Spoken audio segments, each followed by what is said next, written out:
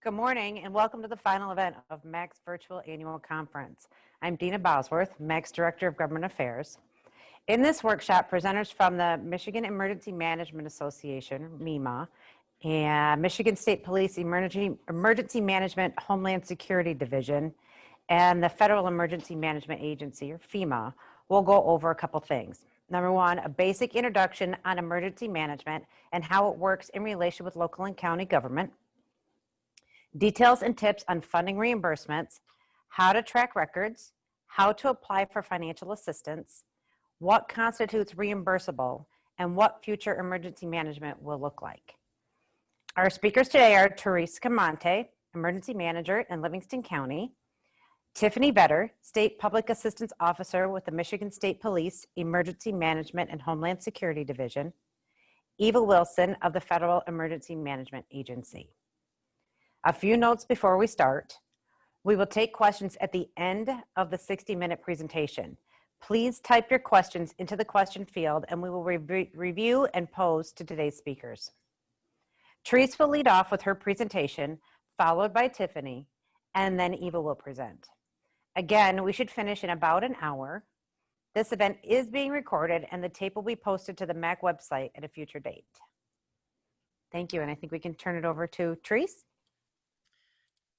Yes, hello everyone. It is a pleasure to be here. My name is Teresa Camonte. I am the current emergency manager for Livingston County, but I'm also representing MEMA, which is Michigan Emergency Management Association, as the president. I'm the current president for the MEMA organization. For those of you that have never heard about MEMA or know what it is, we are an association that is representative of the emergency management discipline within Michigan. We advocate for the EM discipline, our members, and the jurisdictions that our members represent in the emergency management field. So my presentation today is going to be a little bit about emergency management to start with, because none of it will make sense unless you have some of the basics. So it's a pleasure for me to be here.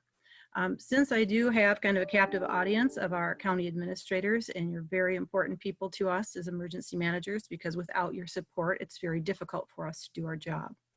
I will tell you this, the most important thing that you can do for yourself in your county is to know who your emergency manager is. And we're going to talk about that through this presentation. Get to know who they are, understand what their mission is. If you don't know who your emergency manager is, I promise you, you have one. You need to know that person, and you need to know them before something happens in your county that would require their intervention. So please find that person, sit down, talk to them, ask them what their needs are, ask them what their current mission is, and show some interest, because they will be your best friend during the time of need in a disaster. So with that, I'm going to attempt to share my screen and we will go ahead and start our presentation.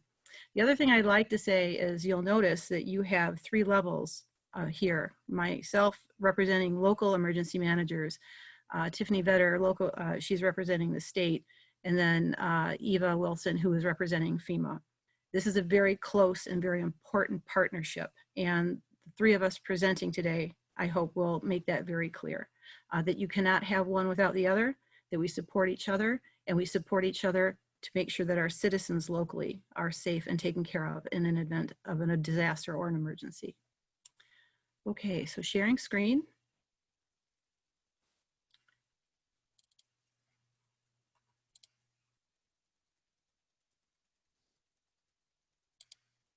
There we go. Hope everybody can see that. So we kind of went through the introduction, so we'll get through this. So the biggest question is always this: what constitutes an emergency or disaster? Here in Michigan, we have our share of emergencies and disasters, and a lot of them are noted here. So anything that disrupts the normal everyday activities of a community. Now I will tell you that we get snowstorms and ice storms. That's one of the biggest things that we deal with in Michigan. We see floods, we see tornadoes. We do have large fires, more in the UP than down here in the lower part of the state. Hazardous materials are always a concern, but one of our biggest things that we have here in Michigan are long-term power outages. Those can come from any one of these other events, And that creates so many problems for us because of the cascading events that happen along with that. A lot of them have to do with people in vulnerable populations needing power because they're on vents or have other special medical needs. So these are things that can be considered in a disaster event or an emergency, and it will disrupt our community. This is how it all works for emergency management. And this is why I say, make sure that you sit down and that you speak with your emergency manager. So all things happen on a sliding scale. So when you are dealing with a disaster, and like some of the things we just showed you in the previous slide, it's a sliding scale. We have little emergencies and disasters every single day in the county. But they're mitigated pretty quickly. They're fixed fairly quickly, and we get back to normal fairly quickly. Think of some large accidents, or if there's another issue that you're sending your responders to, you have enough resources to take care of it, and then we move on. But disasters and emergencies happen in a sliding scale, and that sliding scale can be anything from an hour to several months. And if you think of COVID, what we're dealing with right now, obviously it's been a several-month emergency that we've been trying to work through. Again, your emergency manager is a very important part of this because this is what they do, the 4 major parts for emergency management, and it all starts with preparedness. So preparedness is probably the #1 thing that your emergency manager does day to day. And in that preparedness, what they're doing is they're putting they're networking with all of the different agencies that would take part in a disaster. They're writing plans. They're making sure that their emergency operations center, everybody should have one of those, is operable. They're making sure that their government entities, so their board of commissioners, hopefully you, hopefully other local agencies and local governments are in the loop in these plans, that they're all taking part in training, and that they're taking part in exercises. And what an exercise is, it's just practice. It's practicing the plan that you're putting in place for the worst day you're going to have. So that's the preparedness portion of it. Preparedness always moves into response. And the reason that we have a response, obviously, is because that's when the big one happens. That's when we have the incident, the emergency, disaster, pick whatever one that is, it's really going to pull your community off the rails. It could be a lot of different things. From response, that's usually the most short-lived. So there are 3 things that a response that the emergency manager is about, and what your responders and your other agencies that are involved are about as well. And the #1 thing is always life safety. It's to protect life. Once that's handled, they worry about protection of property. And once that's taken care of, incident stabilization. So we want to stabilize the incident so that we can start to repair the incident and put things back to normal. Once we get into that portion that we're stabilizing the incident and it's becoming less, we start to move into recovery. Recovery is actually getting your community back to where it was before the disaster. Now, this can be very lengthy depending upon what the kind of disaster it is. So whether it's actual damage, whether it's financial, like what we're seeing with COVID, recovery takes many different forms, but recovery is all about getting your community back on its feet. If your preparedness has been done very well, during that response, during that emergency, your community will be more resilient and your recovery time will be shortened. And again, this is why it's very important to have an active emergency manager and to have a very good relationship with that emergency manager, because they're the person that's going to help be the catalyst for this. Prevention and mitigation happens kind of during the recovery phase even, but what it is there's always an after action report. There's a review by the emergency manager, hopefully by you, hopefully by the local governments and the local responders and the local charities and whoever was impacted in part of this response. And they sit down and they talk about, wow, that was really a terrible event. What did we do well? What were we prepared for? What were we not prepared for? And how can we prevent this in the future? They call that prevention and mitigation. So many times in a flooding incident, for instance, if it's an area that may be prone to flooding, they can do a lot of things like maybe put structures up on stilts, or raise the structure so that the flood water, if it does come or when it does come, that it won't have such a devastating effect. It's doing something to lessen the impact should that ever occur again, or finding a way to make sure that that particular incident never happens again. So what is emergency management? And this is always the big question, isn't it? I could go on and on about this, but you don't want to be here till 6 p.m. tonight. So emergency management is basically the oversight. It's a managerial function of getting all the parts that are very important in a disaster and emergency situation within your community working and talking together. You don't want to have duplication of efforts. You don't want people running in different directions or a message out to your community to be different. You want to have one voice. You want to be working towards the same goals. You want to keep the mission the same. Your emergency manager is the person that should be bringing that all together for you.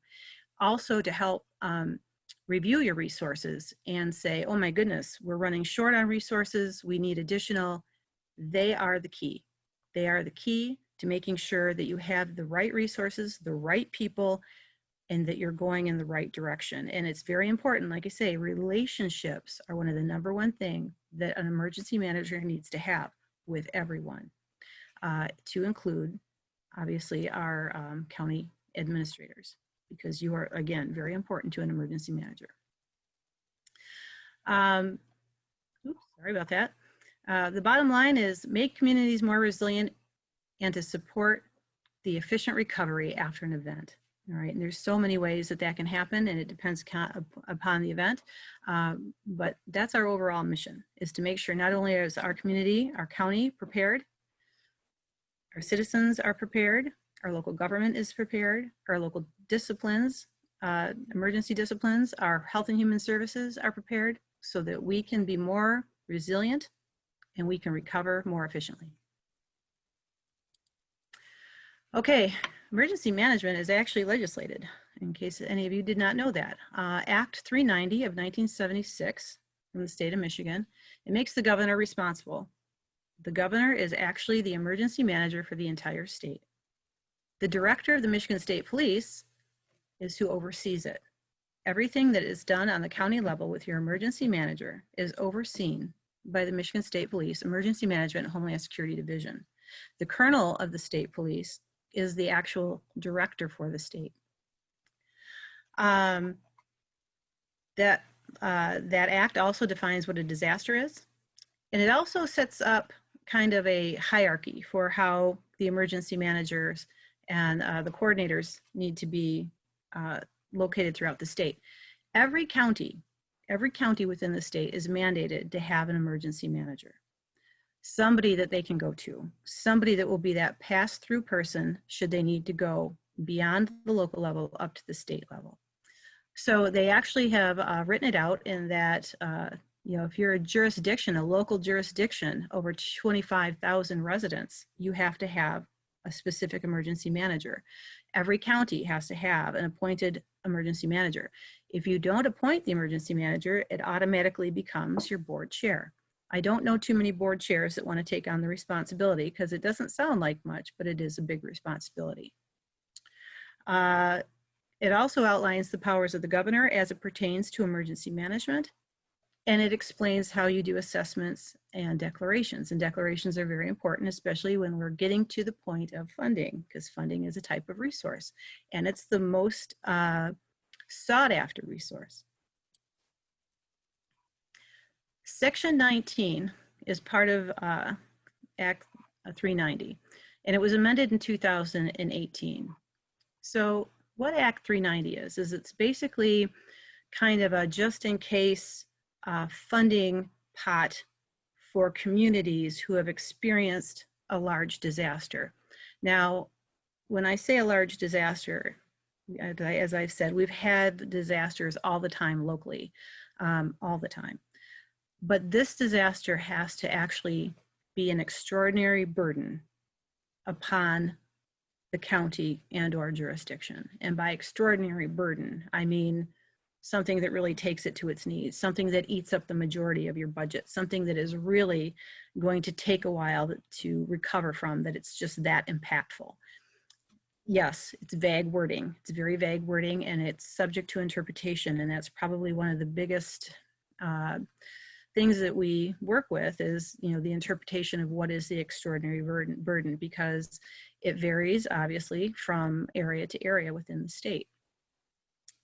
But you must demonstrate exhaustion of all local resources and efforts, and utilizing the current and approved emergency operations plan. So if you do not have a current approved emergency operations plan, you're already behind the 8 ball as far as being eligible for the Section 19 funding.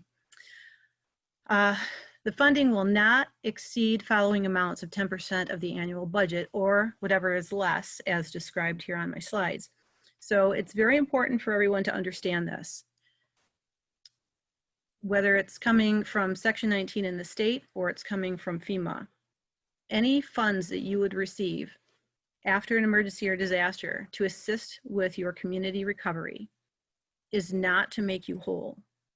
That's the most difficult pill to swallow, because obviously your community's been hit. You want to get it back on its feet as quickly as possible. Again, there's always a drain, and especially economically. But this funding is not made legislated to make you whole again. It's to assist, maybe take the edge off so that you can continue on and get back on your feet.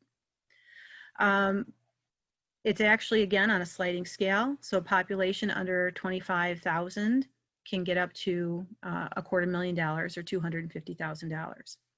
Populations that are between 25,000 and 75,000, you can get up to $500,000.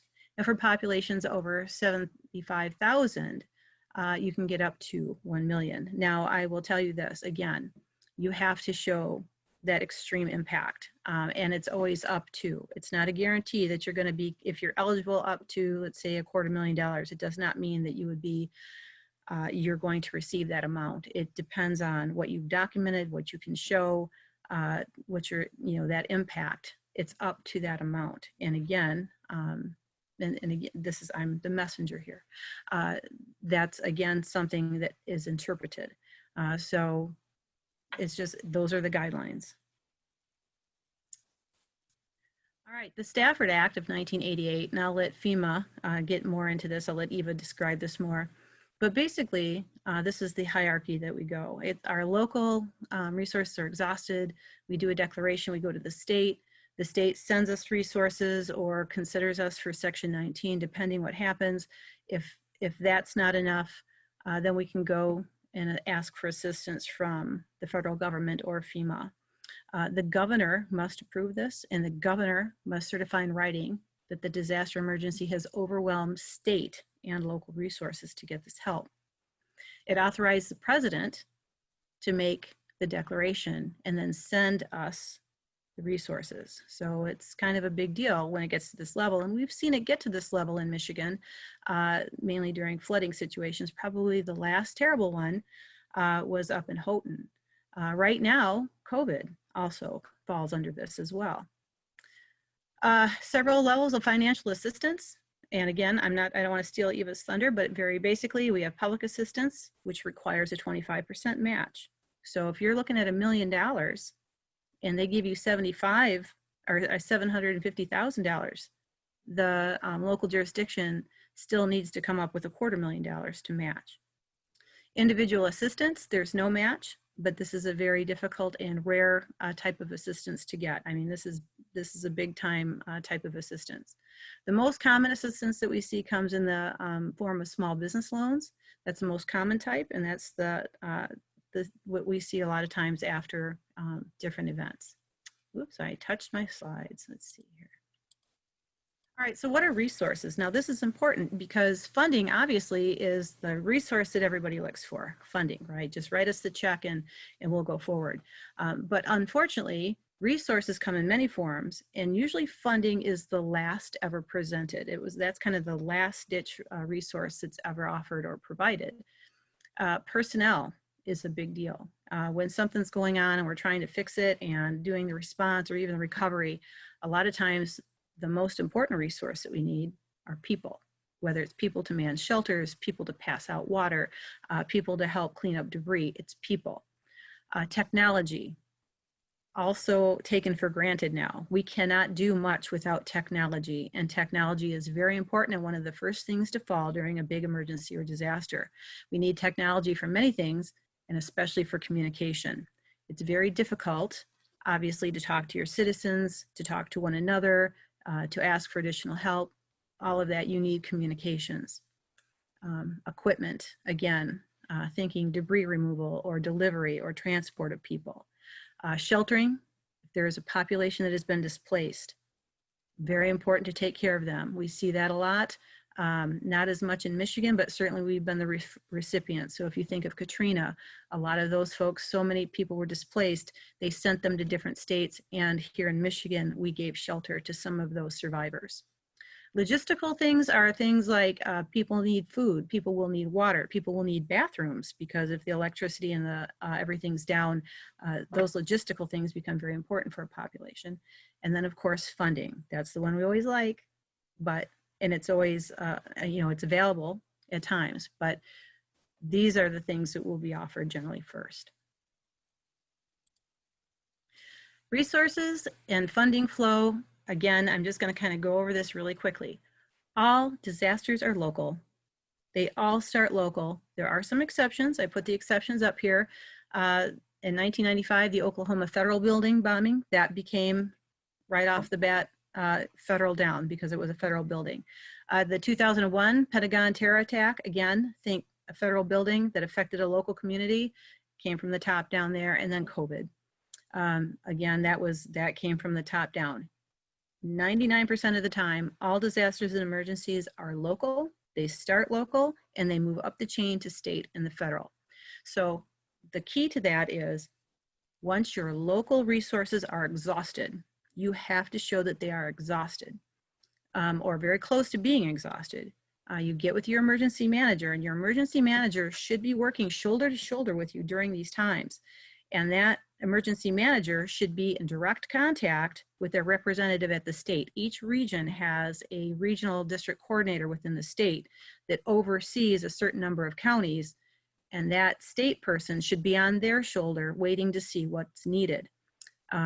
So once your resources are exhausted, it's very important that you as the county administrator are part of that, because you know probably more than anybody else what kind of resources are or are not available.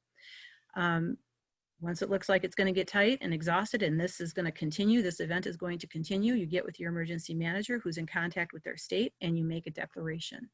That declaration goes up to the state reviews it, and it has to be approved by the governor, the sitting governor.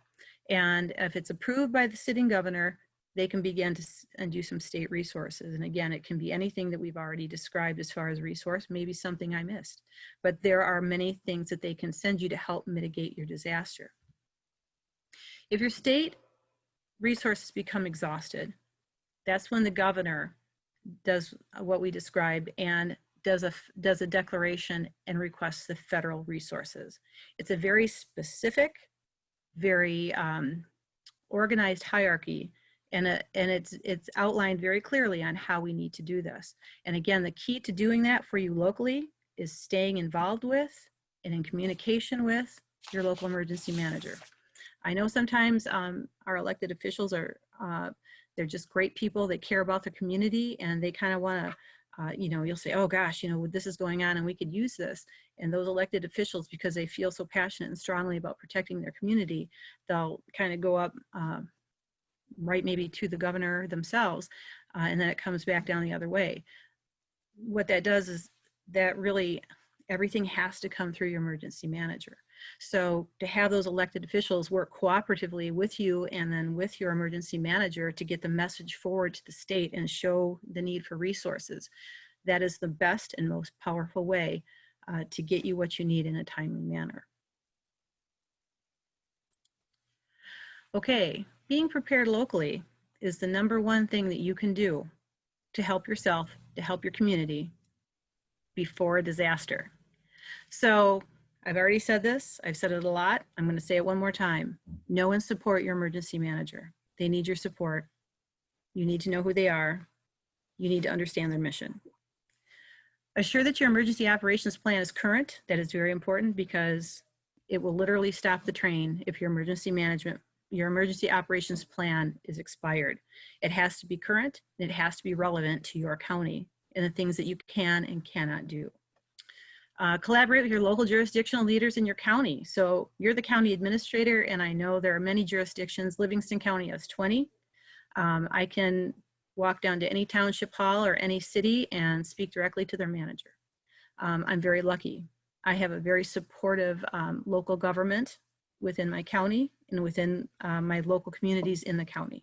So that is an important key, and that might be something that you actually need to assist your emergency manager with, is to make those connects, because you will all help each other during the time of need. Plan ahead to sustain your community. So make sure that you have some things in place. If there were some incidents that happened within your community and there were gaps, do what you can to try to fill those gaps. Again, we got to that mitigation part, that prevention part within that wheel. Educate your citizens. One of the number one things that you can do is make sure that your citizens know what to do in an emergency or disaster, that they are themselves prepared. The more prepared your citizens are, the freer your responders and other agencies will be to actually help fix the disaster and emergency and bring you into a recovery stage. If you have citizens that are not prepared, that don't know what to do, your responders are going to be spending a lot of time trying to help them. There's already going to be vulnerable populations that we know need help. The more self-sufficient and self-supporting your citizens, the quicker your disaster can go into a recovery mode. Support public and government communications. Again, communications is one of the first things that fail. So again, to make sure you have resilient IT, resilient communications, that you're talking on a monthly, quarterly level with your other local governments, and again, with your emergency manager. And if you are in an event, make sure that you document expenses, materials, personnel, resources, donations, everything. Because when you go up to the next level, whatever that level may be it state, be it federal, they're going to say, show us what you've already expended, show us show us your levels.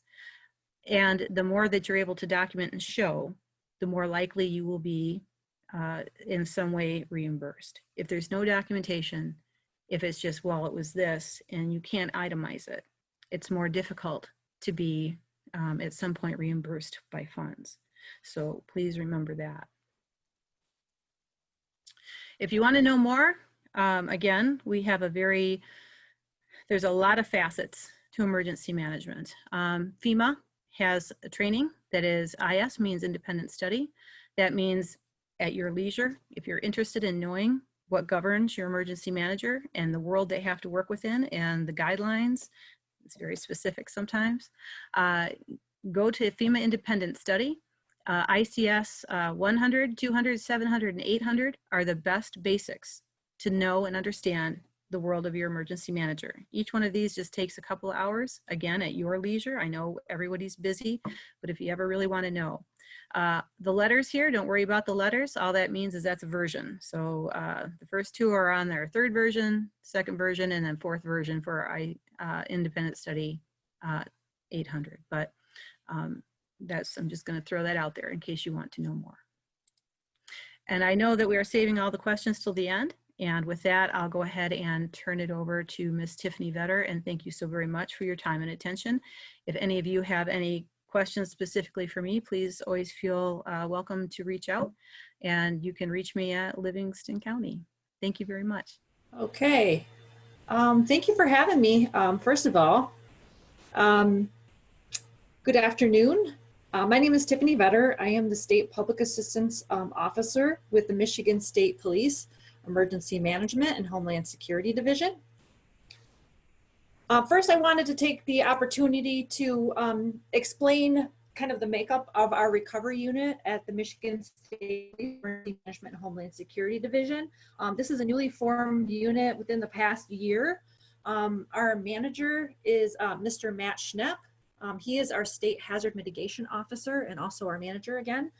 Individual assistants, our State IA Officer is Sarah McCrae. Again, I am the State Public Assistance Officer, and I also have a Deputy PA Officer, Miss Marcella Schellenberger, And then we also have Dan Mativa and Scott Stockert. They are our hazard mitigation analysts. So we are here for you at any time. Feel free to reach out to us, ask us about our programs, and what assistance we can provide you. Before COVID, what our main objective was is we wanted to get out there and meet as many people as we could and put an emphasis on training and outreach. Unfortunately, COVID kind of put a stop to that for a while, but we did put together a damage assessment training that we did that one time, and I believe it was very well received. So if you're interested in any training or any guidance that we could provide you, again, please feel free to reach out to us at any time. We are here for you. Some main objectives of my presentation. I'm just going to go over some state disaster declarations and just give you an overview of some of the things that have happened in the state.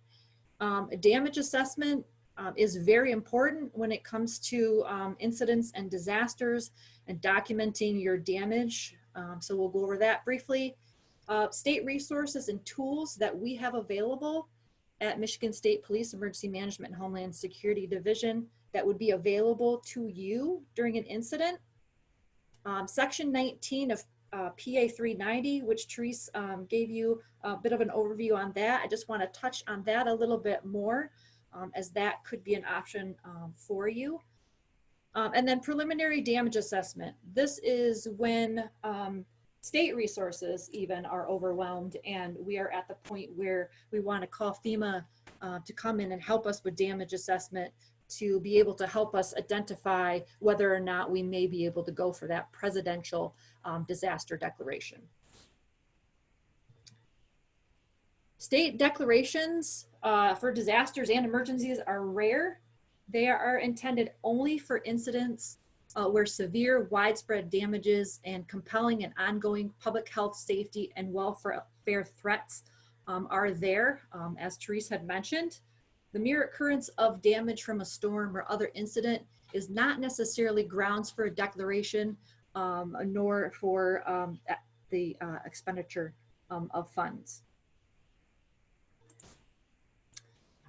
Here on your screen are some of the state disaster and emergency declarations we have had in the state of Michigan from 1977 to 2019.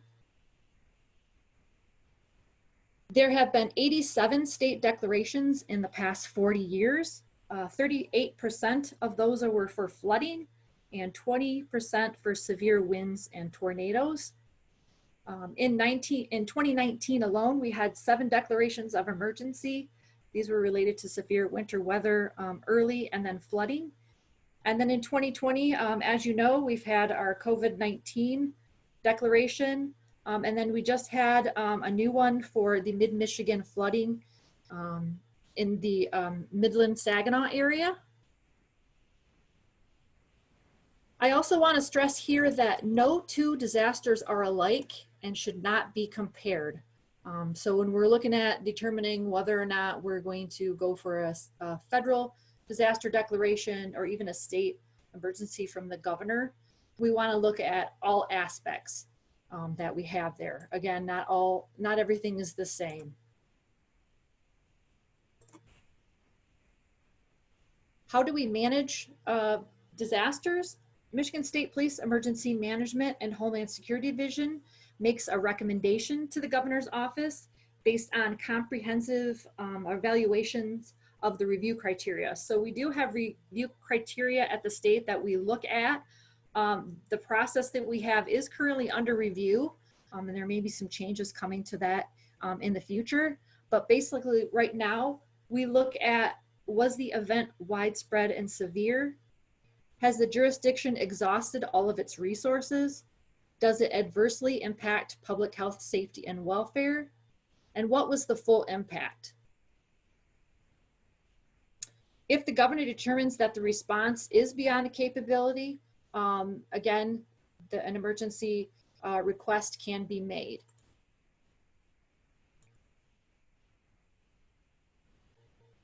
Disaster declarations are driven by damage assessments.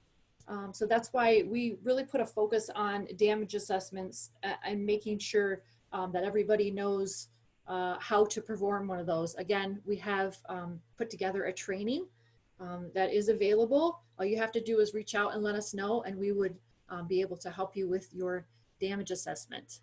If a damage assessment is not thorough and documented correctly, it can slow down or halt the provision of assistance to a community who needs it. So again, it is very important that we document damage after an incident. And I also want to reiterate the importance of documenting the details in the state system, which is the Michigan Incident Critical Management System. So this is what we look at the state when we are reviewing damage. So it's important that we have all the information that we can in there. And your emergency manager could help you with that. So they're a great resource for helping with gathering your damage and putting that into the system. What is the purpose of damage assessment? I wanted to stress again how important it is and how it drives your funding and recovery. So having a damage assessment plan and having people trained to go out and assess that damage is very important. It paints a picture and allows more rapid recovery, provides us with more information on the front end for a more successful outcome. It helps to establish priorities. And then it also helps to improve the preliminary damage assessment process. So if we are going to bring FEMA to town to help us, it helps us move along that process to get the funding moving more quickly for you. The correct information is important. Again, when you're collecting your damage assessment data, you want to be able to meet the criteria for a state declaration. It contributes to the cumulative impacts and validates that your community is overwhelmed. Damage assessment is a 3-step process. So the first step, number 1, is to identify the damage that you have. And this is the local responsibility. Again, if you are overwhelmed, you can call us here at the state for assistance.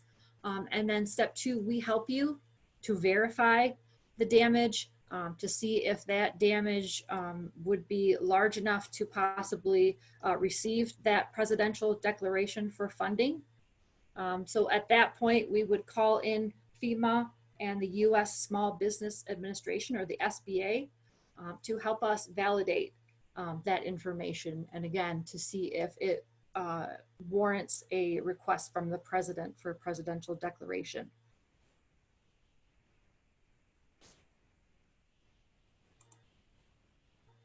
Some of the resources and tools that we have available at Emergency Management Homeland Security Division.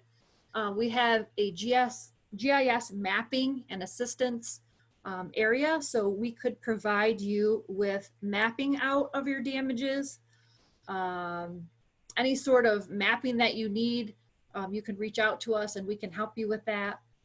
We have a self-reporting damage assessment tool that is available to you. And what this is during your initial damage assessment, you can send a link out, and usually you go through your emergency manager, but a link can be sent out to your residents to collect their damage without actually having to go to the homes in the beginning. So this is one of the tools that has been very successful in the past couple incidents we have used. We can provide iPads to you. I know last I knew we had over 100 of the iPads that are available. So if you have an incident where you want to go out and do damage assessment, we could provide those iPads to you. In the past, we have also provided personnel. So if you just don't think you have enough people to help you with damage assessment, the state, we have people that we can send over to you to help you collect that information. And we can also provide on-site training to you as well if you need some damage assessment training. On your screen, you'll see the self-reporting assessment tool. This is basically kind of what it would look like if you used it. It gives us a whole lot of information, maps it out on a map so that we can see where the most heavily impacted areas are. And it helps us to be able to focus in on those hotspot areas and validate what's there. Again, so if we were to bring FEMA in, we would know where we needed to go for that preliminary damage assessment. This is the damage assessment application for public assistance. This is what we use when we're documenting damage for public assistance. So this is your infrastructure damage. Again, it maps it out on the screen. It breaks it out into the FEMA public assistance categories there, so we can get an estimate as to how much in cost we're looking at for public assistance. This is the individual assistance damage assessment application. So this is what we use during damage assessment to help us to determine our numbers for the types of homes that we have damaged, whether it's affected, minor, major, or destroyed. Again, maps it out on the map so we can look for those higher concentrated areas. So this is extremely helpful too. So this is what that application looks like. All of the data for these two applications is put into the iPads, and then it's uploaded, and the State Emergency Operations Center can see this also. The app that is used can also be sent to your phones, so you can actually do it through your smartphones as well, and use those to collect your information. I know Therese went over this a little bit during her presentation, but I just wanted to explain it a little bit more. Section 19 of Public Act 390 is available to you. It provides state assistance for disasters or emergency. The disaster emergency must be declared by the governor, and then she must enact Section 19. It only applies when federal financial assistance is not available. So if we don't have enough damage to warrant a presidential declaration for that federal FEMA assistance, we can request section, or the governor can request Section 19. Who's eligible for Section 19? Counties, cities, villages, and townships are eligible. Who's not eligible for Section 19? Individuals, businesses, school districts, and non-profit agencies. Some of the eligible costs that can be reimbursed through Section 19, costs to repair public facilities, roads, and other damaged infrastructure, overtime and related benefit costs, contracts required for disaster or emergency response, gasoline and fuel for your equipment during your emergency work, repairs for that equipment, and other expendable supplies that were required for your response. All projects for Section 19 must comply with permit requirements. And Section 19 mirrors the public assistance program from FEMA. The costs claimed for Section 19 must be for damages caused by that particular incident. Eligibility requirements for Section 19. Again, you must have an emergency operations plan. You must show that you exhausted all of your local efforts, and also must show an extraordinary financial burden. So within a consecutive 5-day period, you pick what 5-day period you want during that incident, and allowable expenditures not less than $30,000 or 1% of your current general fund operating budget for the affected agencies, or whichever is less. So that's what you would have to show us. The reimbursement limits are here on your screen. I know Therese went over these before. So for Section 19, what happens is the state MSP will come out and we will do an applicant briefing for you. You will be required to complete an application for disaster assistance for Section 19. You will have to provide supporting documentation for all of your costs. So again, document, document, document. You are required to provide your budget information to determine eligibility and your maximum reimbursement threshold. Recommendations to approve or deny will go to the governor's office. So our office will provide a recommendation for each applicant. And then a conditional award will be granted to you for repairs that have not been completed, if they've been allowable. And then the funding will be awarded then after your project is completed. So that's just a little bit more on Section 19. If you ever have any questions, feel free to reach out to us at any time on anything related to Section 19. Preliminary damage assessments. These are, again, when we bring FEMA in to assist because the state, we're overwhelmed as well. So PDAs are a joint partnership between the locals, the state, and FEMA to validate damages to determine if severe enough to warrant FEMA, individual, or public assistance. Sometimes both of the programs are available as a result, and sometimes one or the other, or sometimes even none of them will be open. It just depends on what damages we find.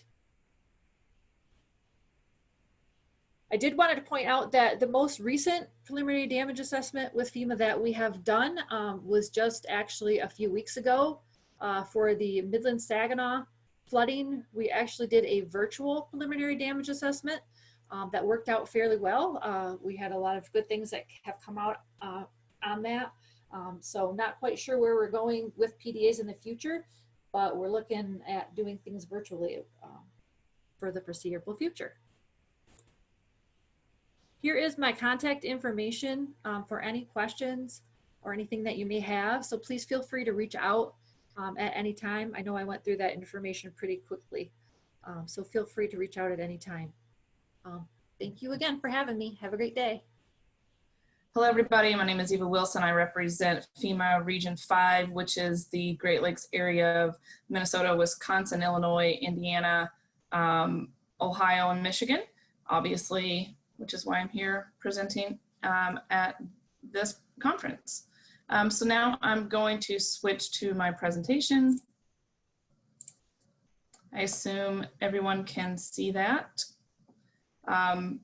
So already have done introductions, and I am going to speed through this pretty quickly because I know we want to leave time for questions. Unfortunately, yep. This is Tammy. We cannot see your screen. Oh, you know why? Because I haven't shared it. It didn't click when I clicked. How about this? Let's try this. My apologies.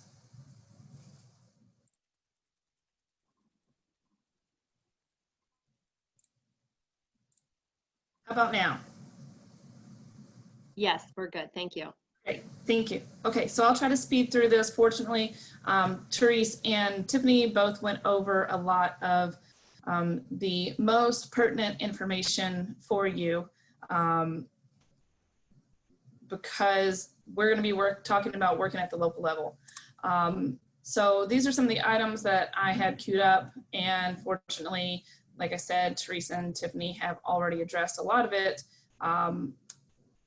But the question that we're here to answer, right, is where is the money? So that's the title of the section. I want to speak to the point that Therese and Tiffany both highlighted, which is that this partnership between the local and the state and FEMA is very tight, and it's very important to all of us. And it starts there at the local level. As we know, all disasters are local because the locals are always dealing with it regardless, right? State may not be dealing with it, federal government may not be dealing with it, but you guys are always dealing with it, correct? So they're always local, so it's very important, as Therese said, that you stay in lockstep with your county emergency manager and that they are in close communication with the state, which, you know, it's a beautiful relationship in Michigan as far as we can see from here at FEMA Region 5. So very important that we realize that this is absolutely a partnership. And I'm here today to talk to you a little bit about the Public Assistance Grant, which is a federal grant for eligible state, local, tribal, territorial governments, and some PMP organizations, right? And the point is to reimburse you for costs that you have incurred due to some event, an emergency or a disaster that has impacted your company or your county or your organization. It is not for private entities. So when I said company, that was absolutely a mistake. This grant is not for private entities unless they are certain private nonprofit entities. The way it works is once the president has declared an event, we provide grant funding to the state. So the grant is actually administered by the state public assistance program, and even though you apply directly to FEMA for public assistance, you will work through the state in order to obtain that reimbursement. And it is a reimbursement program. Ideally, it's to reimburse you for those costs. There are exceptions to those. That's too weedy. We're not going to get into that, okay? This is just an overview of what that process looks like, and we're talking about program implementation essentially at this point. We've already kind of gone over the initial damage assessments. Those are state and local. Those are you guys collecting your data and giving it to the state. The state's amalgamating it and then providing it for us. Every state and every county has a per capita indicator, and for public assistance, it's clear cut. You have to make the county, has to make that indicator for your county, and the state has to make its own indicator for the state. So both of those things have to occur in order for there to be a declaration declared for your state and your county. We've already kind of gone over the major disaster declaration process. There is a little bit more to it, but in the interest of time, this is kind of the overall idea, the flow of how our program will go. So there's a disaster declaration. There is what is known as an applicant briefing. Many of you have probably heard of these. Many of you have probably attended these. And this is where these are held by the state. The state does these. Oftentimes FEMA is present at these, but these are held by the state to inform you as the locals how the program is going to be administered by the state. Oftentimes in previous years, we have submitted our request for public assistance. So your actual application for the program, we have submitted those at the applicant briefing. You still can, but we previously did those oftentimes in hard copy form.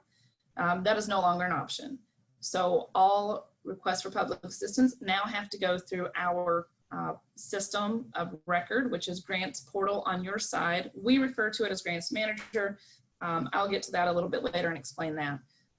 You'll have here, we move on to the kickoff meeting. It's now called a recovery scoping meeting.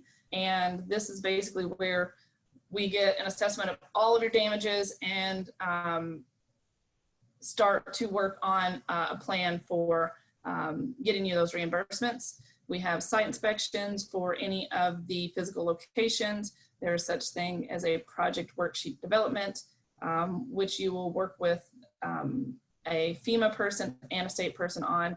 And then at the very end, once you've received your funding, there is such thing as an exit briefing. So as we stated earlier, you must submit an RPA. It has to be through grants portal. This is your application. This raises your hand to the federal government that says, hey, we'd like money.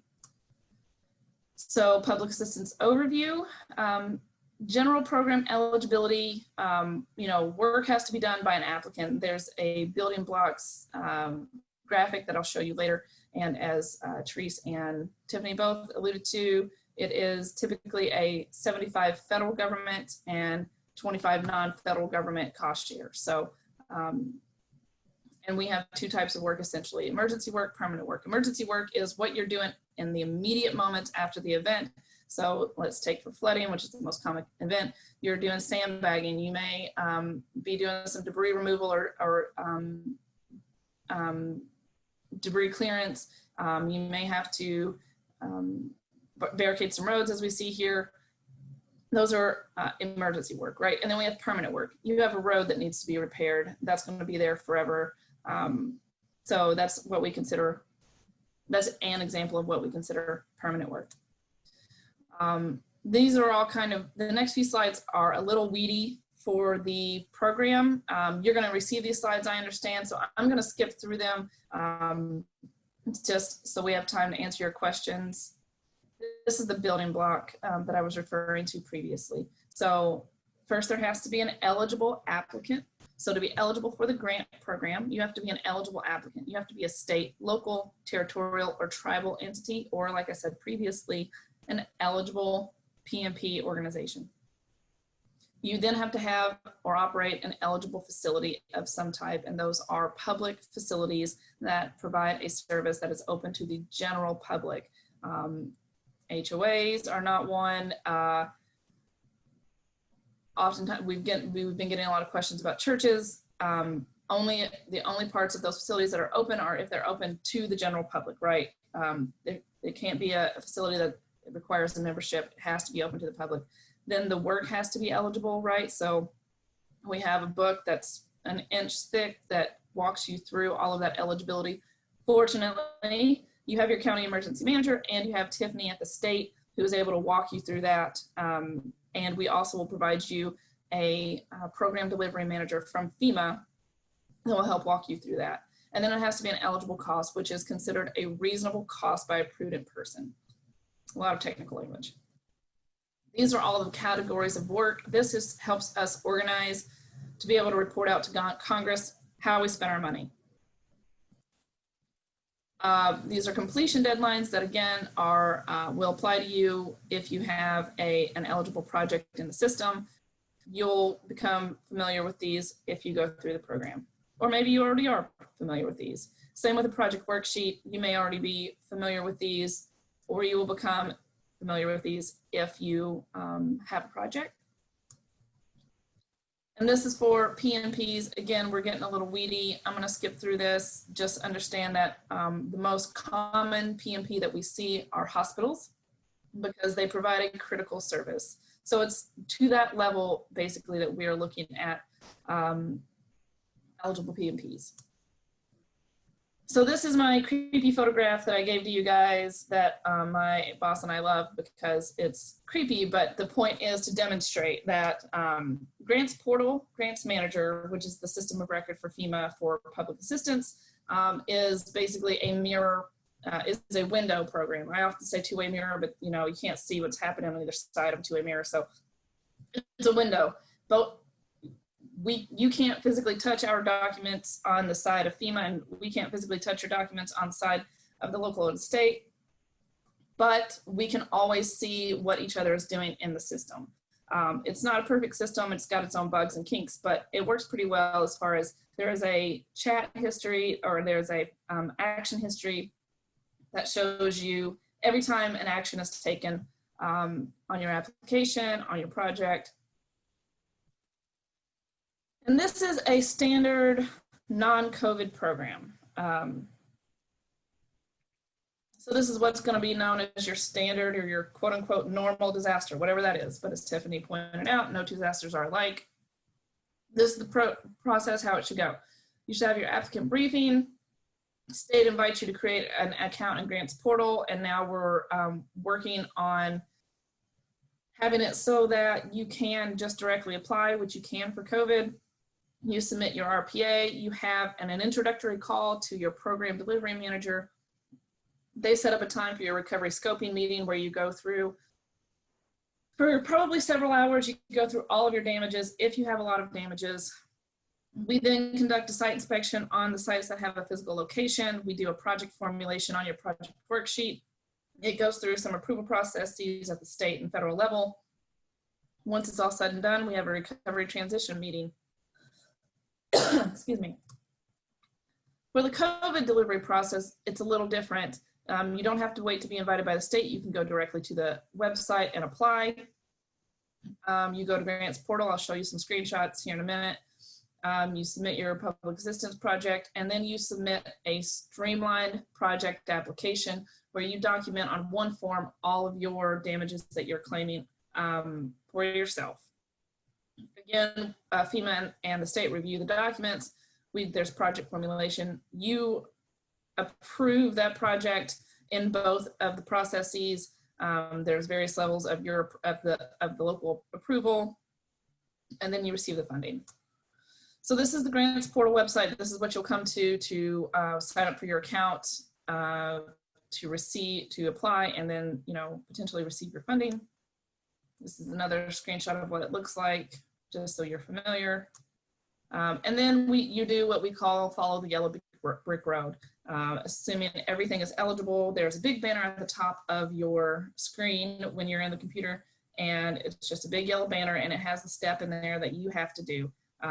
And it's there through the whole process. So if it's yellow, move forward, keep going, follow the yellow brick road. If it's red, we'll get you through it. Some COVID-19 hot topics: medical care during COVID-19. You know, personal protective equipment is a really hot topic. You know, it was recently in the news even. Food purchase and distribution, you know, a lot of states and localities are partnering with food banks and whatnot for these massive feeding missions they've had to undertake because of the situation that we're in. PMPs are a big deal because a lot of PMPs that were previously eligible in a quote unquote normal disaster are not eligible in this event. And then, you know, CARES Act funding versus public assistance funding, what is eligible under each one? We can only advise on public assistance. We at FEMA can only advise on public assistance. We cannot advise on the CARES Act funding. That is incumbent upon you to do your own research or find your own contacts and resources to identify how to apply for that and receive those funding. And then duplication of benefits is also a big thing here because you do have the CARES Act funding. FEMA cannot provide you funding for something that another federal agency is already providing you funding for. So just keep that in mind. You do have to certify that you are receiving funds from only one federal agency, and then you're on the hook for that. And then cleaning and disinfection of public facilities is a really hot topic right now, and we can take those questions if you guys have them. There is another issue that is a big deal right now. It's non-congregate sheltering. In the interest of time, I won't go into it right now unless you have some questions. Here's my contact information. I am putting it up here in case you have any specific questions about this presentation that I have provided. However, if you have any questions about the public assistance program in general, my recommendation is that you reach out to your county emergency manager and work with them to reach out to the state, because the state is the administrator of your public assistance program at the state level, and they are your first contact for questions regarding the public assistance program.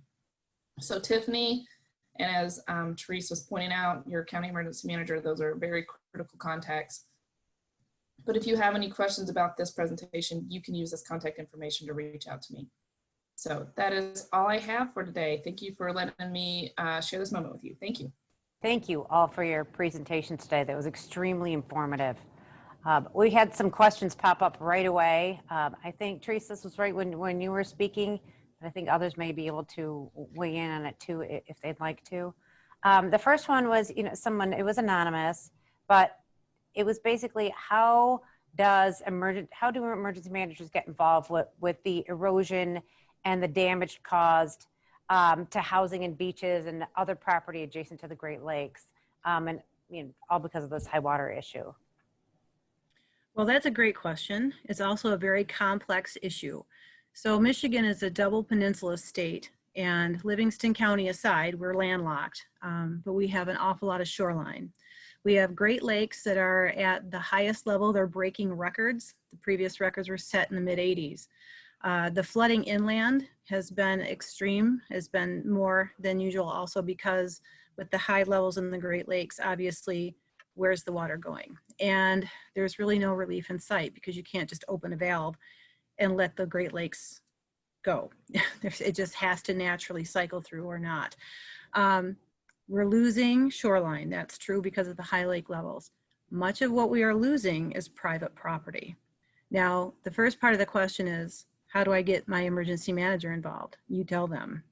You get them involved. If you're having an issue in your county, talk to your emergency manager. They're going to let you know what can and cannot be done.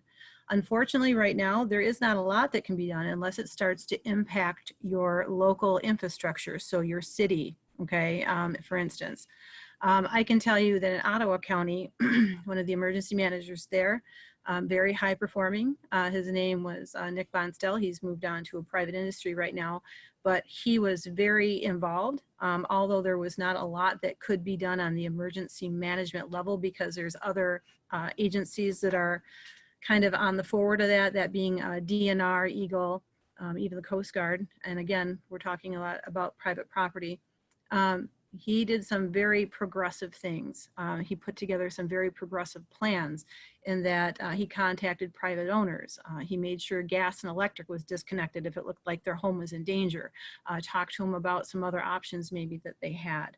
So probably the other interesting thing with the FEMA intervention is if it's your initial property, if it's your main home, that may be covered. If it's a second home, no, probably not. So there are always issues with that. But honestly, anytime you have something like that that's touching your county, please reach out to your emergency manager. They'll walk you through it. They'll tell you what can be done. They'll tell you what can't be done. The can't be done isn't always popular, but at least then you know. And then you can try to work around other solutions because there's other ways that you can do things. So please, that's a great question. And obviously it's something that we keep an eye on. So like I say, I come from a landlocked county. I grew up in a shoreline county. So I get it, I understand. I saw that happening growing up, and it's devastating and it's very scary for a community.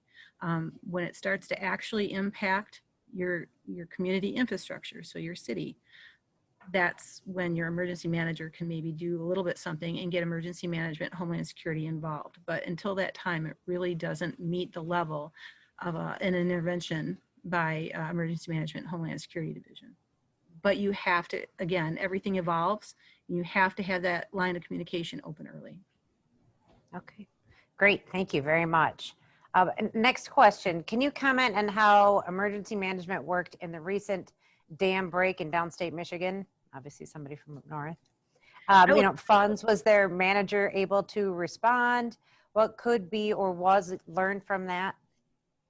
Well, that about a great presentation too. Yeah, that's another great question. And I will tell you, yes, that emergency manager was very involved. In fact, I believe she's on this call. Her name is Jen Boyer. She's from Midland County, and she was excellent. Midland County is very lucky to have such a competent and dynamic emergency manager who took the reins during that event. That was a devastating event and had a lot of escalating or continually cascading events that continued to escalate over a few days. And yes, opened their emergency operations center, pulled in all the partners that needed to be there to start dealing with that response, which went on for weeks. Again, that particular emergency manager has a strong connection with MEMA, was able to reach out and ask for some assistance, and some assistance was given. So again, very much in contact with the state, went through those same processes that we talked about, declarations and all. And again, they're getting things handled. So yes, very involved. And yes, right away, in fact, she took care of it. So that community, again, very was able to come together very well. Again, great working relationships within your community before something bad happens makes all the difference when something does happen. So kudos to Midland County. Thank you. Next question is from Dwight Washington, Ingham County. How are emergency managers looking at climate change with regards to preparation, response, recovery, prevention, and mitigation? And then what are good models or examples for counties to look to for best practices? You know, that's another great question. So I will say this: when an emergency manager puts together a plan and when works within their county or their jurisdiction to develop that plan, we look at it from an all hazards to include terrorism, all hazards. So the issue of global warming itself, what are the cascading events? Is it flooding? Is it fires? Is it, you name the disaster? The emergency operations plan should be flexible and able to handle or speak to almost any disaster, because you're going to have very similar impacts no matter what that disaster or emergency is, but be flexible enough to change to address that specific example. So again, community safety, sheltering, logistics, communications, all of those things would be viable for any of those types incidents. As far as best practices, that's something that emergency managers work very hard to do.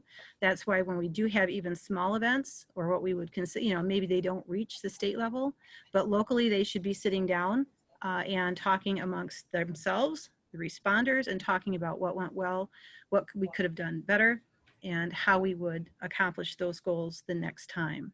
So those best practices hopefully are always going on in your local counties, and certainly all the EMs have the capability to reach out to one another and to neighboring counties. It's a very small community.